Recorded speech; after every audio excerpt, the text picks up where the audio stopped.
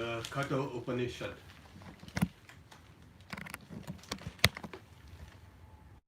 We are on 2 1 12. We have seen 2 1 12, the 12th verse, which was extensively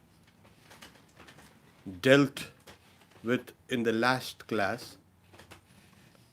We also spoke there about the dimensions of the Atman.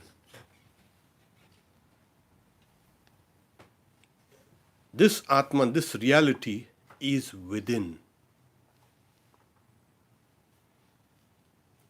And the dimensions were given the size of a thumb. We had taken the first line of the verse. The being, that Purusha, of the size of a thumb resides in the body. Here it is, this is the reality within. This is the Atman that resides within. We will see in a couple of verses why it appears as the size of a thumb. First is, it is delimited by the space in the core of your being, the space of consciousness, Chidakash, or the space of the mind or the inner instrument, which is the totality of the mind stuff, the ego, the intellect, and the mind.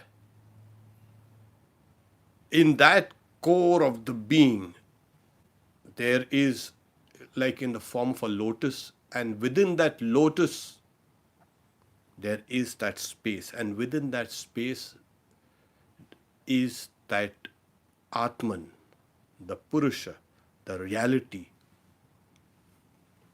found there inside. Now, the space, because of that space, which is as the size of a thumb, that's the reason why the reality appears as it were the size of a thumb. This size. One's own thumb.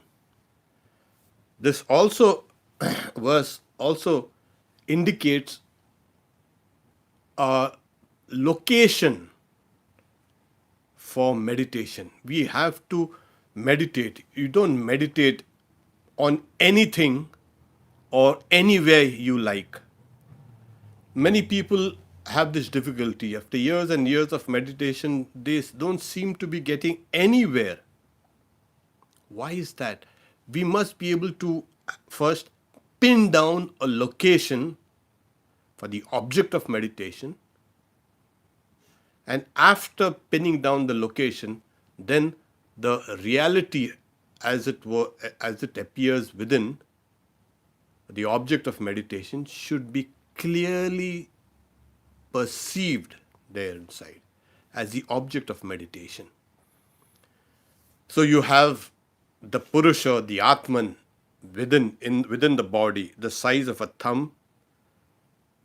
And the next verse is the second line of the verse, knowing that as the ruler of the past and present, one does not, by virtue of that knowledge, to save the self, does not want to save that self. Let me repeat it again. Knowing that reality as the ruler of the past and the future, one does not want, by virtue of that knowledge, to save the self. This indeed is that. This indeed is that. This indeed is the reality that was asked by Nachiketa to his teacher, Yama, the god of death. Why is that Atman there, the reality that's within, it has to be meditated upon as the ruler of the past as well as the future. Ishano bhuta bhavyasya. So, though it appears as a size of a thumb due to the limitations imposed on it by the inner instrument, it is the ruler of the past as well as the future. And it also means the ruler of the present. It also means that it transcends time. The moment you say it transcends time, it also means it transcends space. It is, in a way, dimensionless. Time and space and causation bring in a kind of a dimension to this world. That this Atman, in its unconditioned form, is dimensionless. So in its conditioned form, conditioned by the inner instrument, the mind, it is the size of a thumb. And immediately the next line speaks of it as beyond all conditions, beyond time and space and causation, beyond the world. That means it's infinite. So we have to meditate on the reality within as infinite. Will meditating like this bring us to this realization? Yes. As you think, so will you become. As you will think, so will you be. Swami Vivekananda has quoted this, which was said by the Buddha. So the mind takes the form, as it were, of infinity. It is only then can you realize your Atman as the infinite. People get a little unsettled. Isn't my self, the Atman, the reality within my body and being immortal, and which is going to live forever and ever and ever? As long as your Atman has a form, it is conditioned by name and form. The elements of time and space and causation come and impinge on it. What gives anything its conditioning? Name and form and causation. Time, space, causation, the law of causation. One thing gives rise to another. So the next verse here, the next line of the verse says that Ishano bhuta bhavyasya. This Atman is the Lord of the future as well as the past and the future. It's very important because it transcends time. It is dimensionless.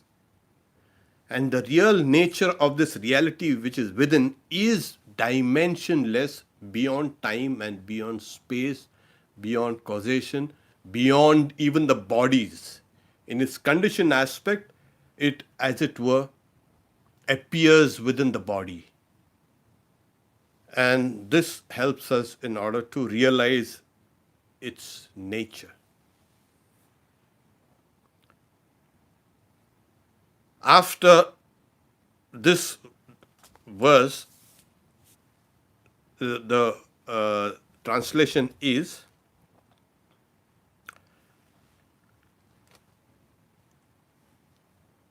does not want to save the self because of that knowledge.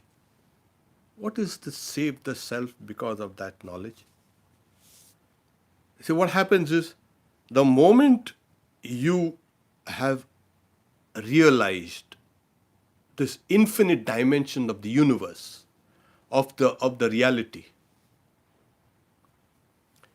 This self that is dimensionless, it pervades everything. Then what happens is, the commentator says, you attain to the state of fearlessness. Abhayam vai praptosi janaka. You have attained to that state of fearlessness.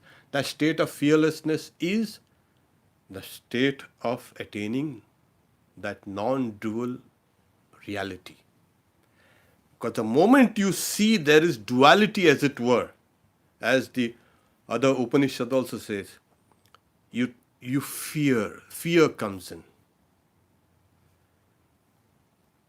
When there is only that self, the Atman, what is there to fear?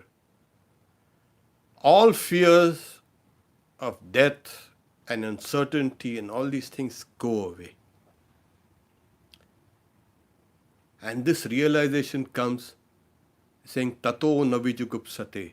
Does not want to kind of say. See, what happens is we are always trying to save ourselves through selfishness. We want to save our thoughts and try to hold on to it. Why? Because if one thought is kind of comfortable with me, I feel this is a kind of my protective cushion. This is my bolster. This is something that kind of I can depend on. So people, they take comfortable thoughts and words and actions, even imaginations and fantasies. Somehow we are trying to always protect this self, this reality. The self, the reality does not need your protection. You want to always save yourself. Save yourself from embarrassment, save yourself from danger, save yourself from criticism, save yourself from so many things in the world. And we are always becoming so aware of this self has to be protected. Atmanam satatam rakshet. Protect yourself always. And as a result, what happens? This extends to the idea that this self here is this body, and we are trying to protect this body and protect this mind and protect this intellect. These are my ideas, these are my thoughts, and this is my feeling. This is my space. We're trying to push people away from. We don't want anything to invade our space, our thoughts, our lives. They will say, yes, you are the life of my life. Oh, you are my life. I love you. And then after a while, something happens and that was a kind of an attack on me. And I don't want to be mowed down now anymore. So the person who realizes this self within, the reality within, which is like this, appears as the size of a thumb, which is in its unconditioned aspect, the Lord, the ruler of the past, the present, and the future. This person becomes fearless. Because this person has transcended every limitations that Maya could have brought to it. This is the idea of Ishano bhuta bhavyasya tato navijugupsate. The next verse, 2:1-13, is using that same first word which was used in the 12th verse.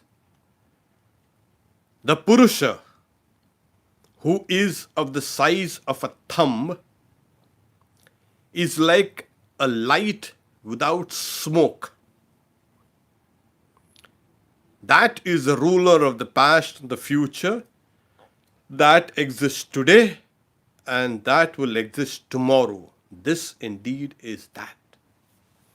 So there's a further elaboration that reality is light without any shadow. Ordinarily, we have always a flame, and you have the flame that's burning, and you always have combustion, and that combustion brings out that smoke. We always associate light or fire with smoke. In bringing in this illustration of the size of a thumb and like light without any smoke, is telling us that this light is a transcendent light, and the illustration is only partially correct in the sense of this light is without smoke. It's like Angushta Matra Purusha Jyotireva Dhumaka Ishano Bhuta Bhavyasa Sa Evadya Sa Usva Etad Vaitad. That reality, the Purusha. Why is it called Purusha? Because the commentator, he explains it, that which fills everything. Purusha. Purnam iti anena. Which fills everything. That Purusha which appears in the body, in the core of your being, in the heart, as the size of your thumb, is like a light without smoke. It's a divine light. It's not a material light. And that is the ruler of the past and the future. We have explained this because it transcends time. And that exists. He exists today and he will exist tomorrow. Today and today. One of the doubts that Nachiketa had voiced to Yama, the god of death, was, there is a doubt. Some people say that when a person dies, that person exists. Some person say that the person does not exist. Yeyam prete vichikitsa manushye asti iti nayam asti. So that doubt has been dispelled by the god of death. Whether it exists, some say it exists, some say it doesn't exist. No, it exists. It always existed. It existed yesterday, it exists today, and it will exist tomorrow. It's always existent, the Atman. In the Buddhist literature, you find one doctrine of momentariness, that the consciousness is momentary. It flickers. It's called Shanika Vijnanavad. The consciousness flickers. And constant flickering gives us this idea of continuity. And this idea of continuity brings in the idea of a self. Actually, it's not so. That's what the Buddhist doctrine says. The commentator here is very clear. He's saying this also demolishes the doctrine of momentariness, of kind of flickering consciousness. It was always there, it was constant. That light was there yesterday, it is today, and it will be there tomorrow. There is no question of flickering.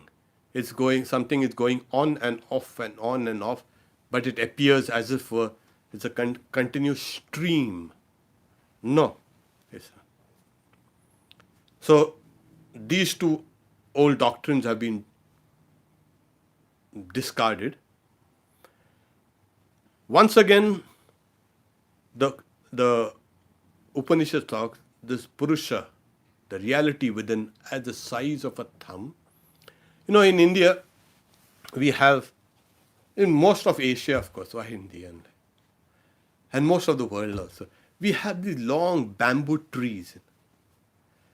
It's a long stem. Yes. And it's hollow inside.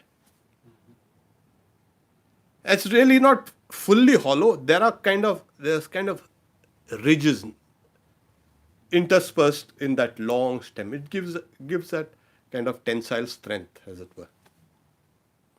So in India, if you cut the bamboo, you'll find it's kind of a hollow there. So in the body, you will find, as it were, you can dive deep and deep and deep and deeper inside.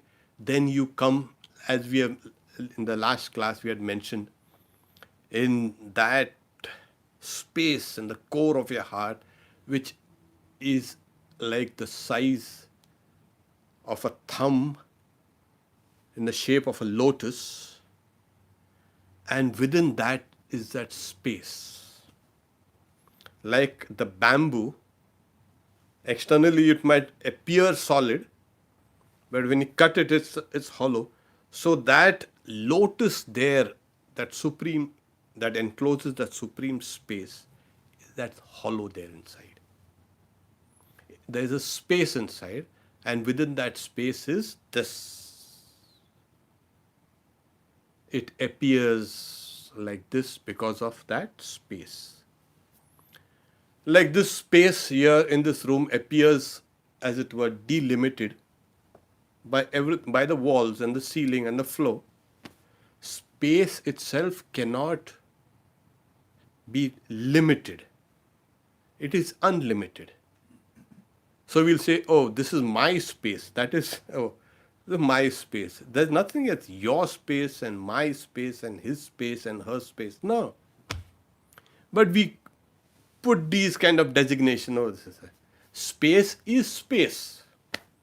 So that one reality, the infinite, dimensionless, luminous reality, appears in that space within your heart. And you say, it is the size of a thumb.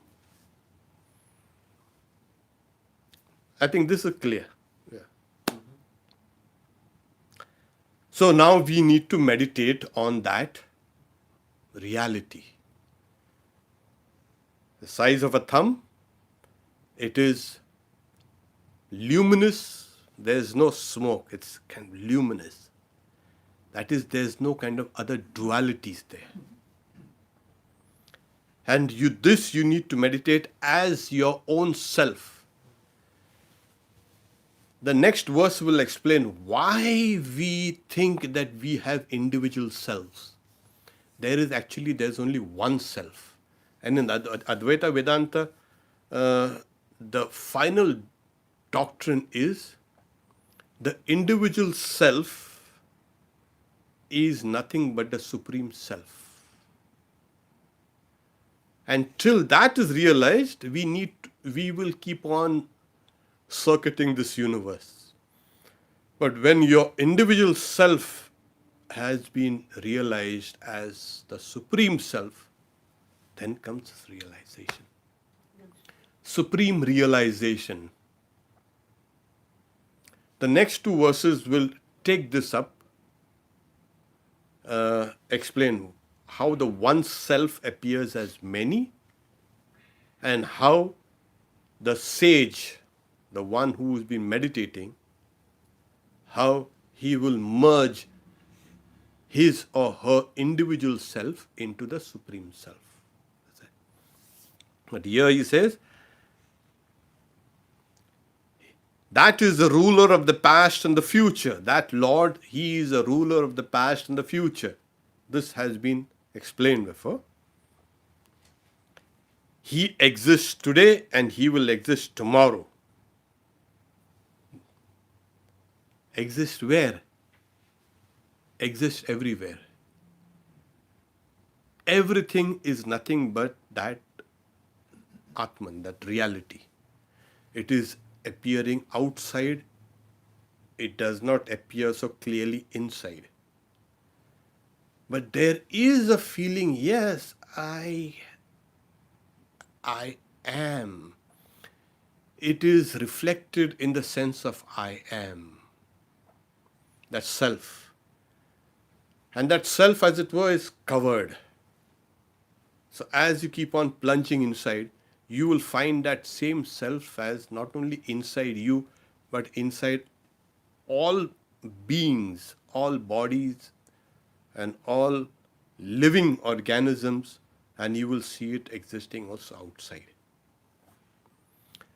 That's why he's saying that exists today, he exists today, and he will exist tomorrow. This indeed is that. This indeed is the reality that was asked by Nachiketa to Yama. I want to know this Atman. Anyatra dharma, anyatra adharma, anyatra bhutatya bhavyatya, anyatra kritat kritasya yattat pashyati. It is different from vice, different from virtue, different from the past, different from the present, different from everything. Tell me of that, what you have realized. So, Nachiketa had asked for this reality, and the Upanishad is now explaining it. This is the reality that you've been asking. This indeed is that. And constantly, this indeed is that. This is what you had asked. You wanted to know the reality. Whether it exists, whether it does not exist, it does exist. And say, so the commentator says, very kind of, the yogis realize this Purusha, this reality in their hearts. So he says, that which is perceived as such by the yogis in the hearts. So this is a realization. Long, long ago, I had overheard, rather not overheard, I was kind of, we were discussing with a few of the elder monks. And one of the monks was telling me, no, there is, he was speaking about another monk. One day he was deep in meditation. And as he was meditating, he used to live separated from others in the same compound, in the same premises, but in a kind of separate location. And he was meditating, and then what happened was, 3 or 4 days later on, he is not to be seen. He used to come once a day to the main monastery. And then, so another monk goes to see what's up. Probably he's meditating, yeah, but meditation has become so deep, he hasn't eaten for 3 days, something like that. He was wondering. So this monk goes and tries to push the door open. It was locked. He knocked on it several times. There's no answer from inside. There's no sound also. So he breaks open the door. And he finds that meditating monk sprawled on the floor. And he was, my God, he must have had a stroke, or he must have a heart attack, or something like that. And he was trying to revive him. They called the doctors, etc. Whatever. Then the rest of the monks all came in. So this monk, he was slowly revived, saying, I'm fine. You don't have to call anyone. Don't make a big noise out of it. I'm fine. And then he was given some kind of hot, nourishing drink that he drank. And then later on, he was saying, what the Upanishads had said, Angushta Matra Purusha, Jyotiriva Dhumaka. The Purusha, the size of a thumb, just luminous and without its concomitant smoke. I have realized that. So when you realize that, do you fall conscious? That is the strength of that experience. That experience was so overwhelming.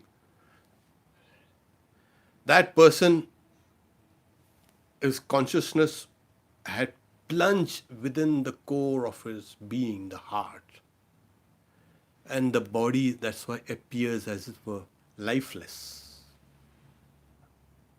So when your consciousness plunges deep within, your mind also plunges, and your life force also, prana, also plunges inside. When you go to sleep, what happens? You dream. Are you aware of your body? No. The mind and everything has plunged inside. And when you really are oblivious of everything, people might say, oh, he has fallen down, he has fallen asleep, he has got a stroke. No, he's just asleep. So, in the states of very deep meditation, and this is a realization that he has, you see, at one point of time, also, this is another incident where Swami Adbhutananda, Latu Maharaj, was in Balram Bose's house in Calcutta. That's where he used to live towards the end of his stay in Calcutta. So there was a pandit, a teacher, he was teaching the Upanishad. And this was the Katha Upanishad that he was teaching. And he is explaining the Purusha, the size of a thumb. And, of course, the exact verse comes in the next section. It has to be slowly extracted from within, like you would extract the pith of a tall stalk of grass. And it's called a munja grass. And there's a pith inside. And to extract that pith, one has to be extremely careful.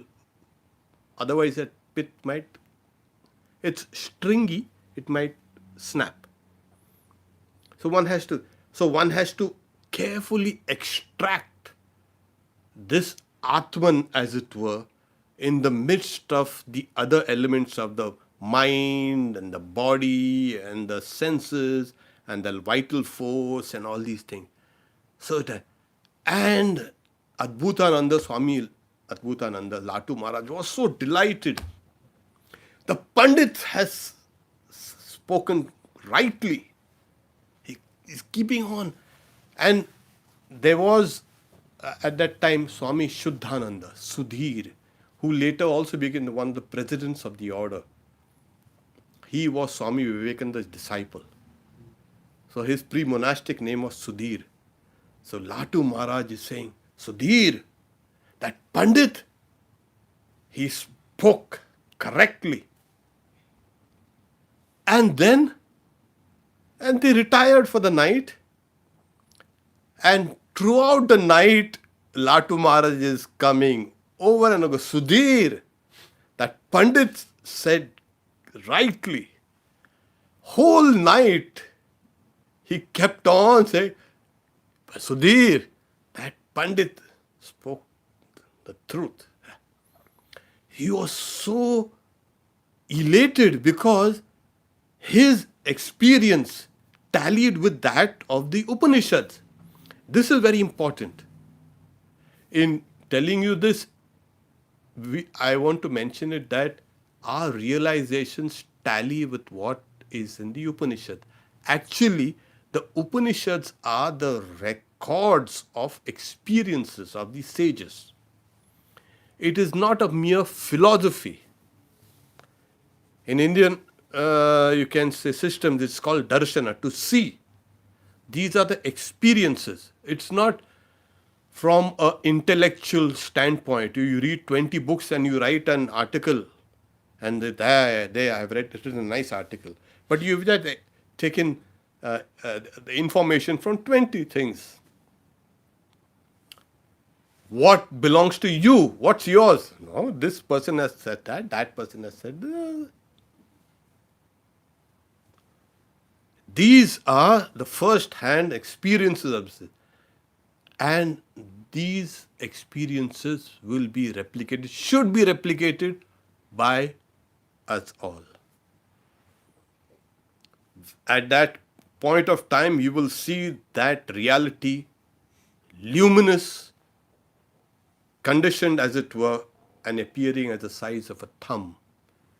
That is that supreme soul which is appearing as an individual soul. Let me repeat this again. It is that very supreme soul that is appearing as an individual soul. Because Advaita Vedanta, the doctrine of Advaita Vedanta, does not posit two souls. There is one soul. Now, for us who meditate on Shri Ram Krishna, what about us? Yes, you can visualize Shri Ram Krishna, this at the size of a thumb, luminous, sitting within the cave of the heart or the lotus of the heart there. You can meditate on that. And as we meditate on this, because the moment you say the size of a thumb, it has brought name and form. You replace that with a luminous Ram Krishna, the name Ram Krishna and the form Ram Krishna. And you meditate on it.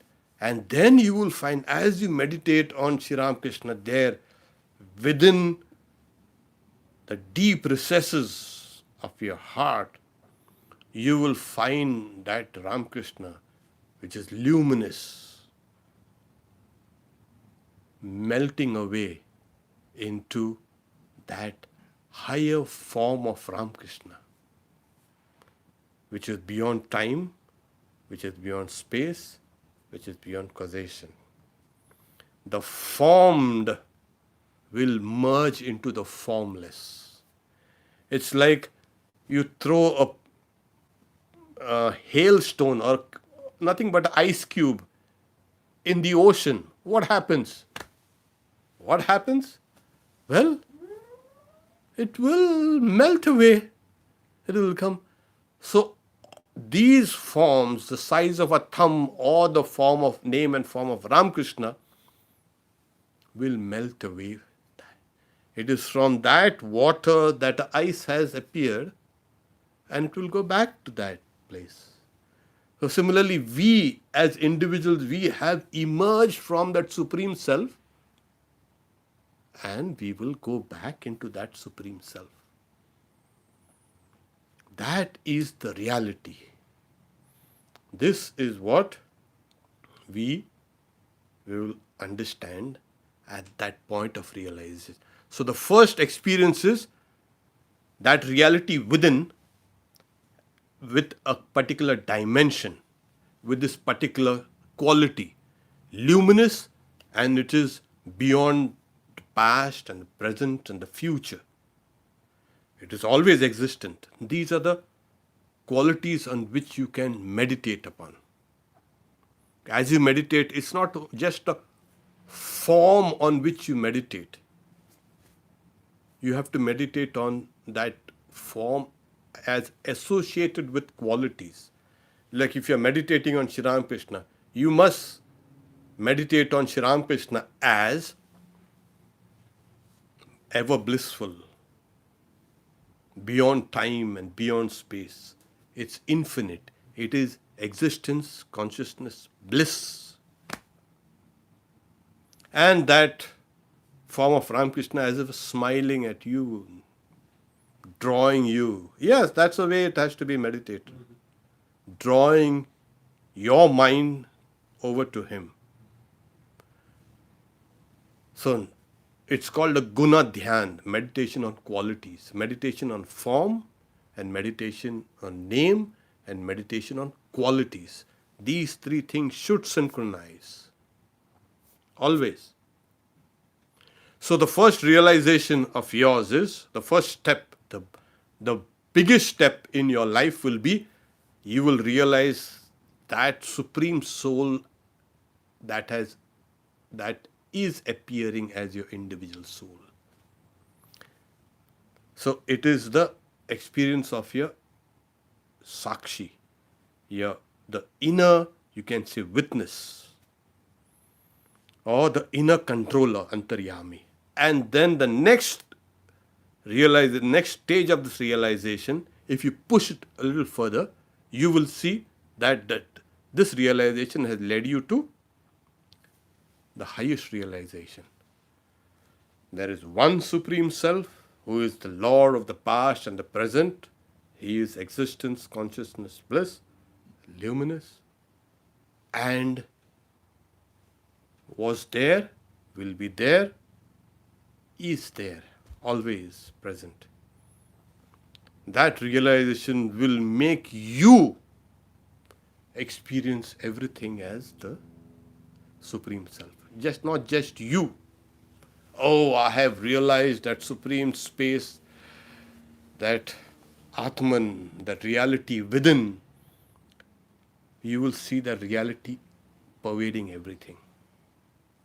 This is the highest stage. Are we also going to be flat on the floor? Oh, where you will be flat on the floor. It depends on the intensity of the experience. Okay. As you keep on proceeding towards this experience, first, as Sri Ramakrishna says, as you're going towards the ocean, what you will do is first, and now the Pacific Ocean is not far away from here. As you emerge out of this room and you're walking towards the ocean, first you will see the cool breeze.